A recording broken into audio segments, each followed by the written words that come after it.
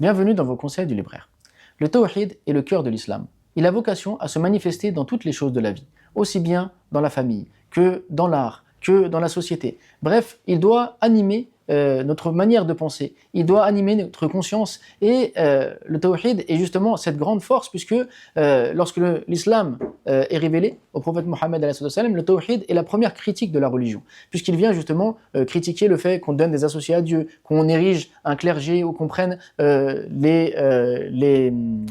dignitaires religieux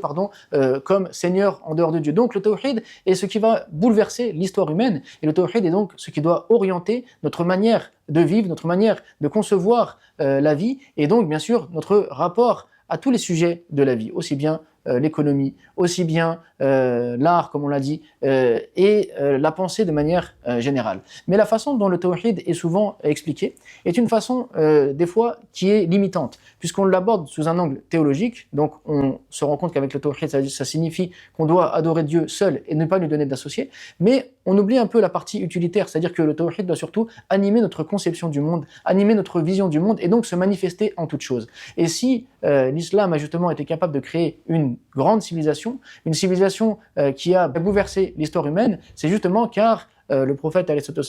les compagnons et ceux qui les ont suivis étaient animés de ce tawhid-là et vivaient avec cette vision du monde qui leur a permis donc justement d'exceller dans tout ce qu'ils ont approché et dans tout ce qu'ils ont cherché à mettre en place. Alors, à travers cette lecture, donc la grande idée de l'islam, le tawhid, on va découvrir justement l'islam dans son angle utilitaire, dans son angle de vision du monde, afin de porter une critique justement sur la société moderne, porter une critique sur certaines idées préconçues et se réapproprier, on va dire, le tawhid en tant que vision du monde de façon à pouvoir se changer soi-même et de façon à pouvoir être efficace autour de nous.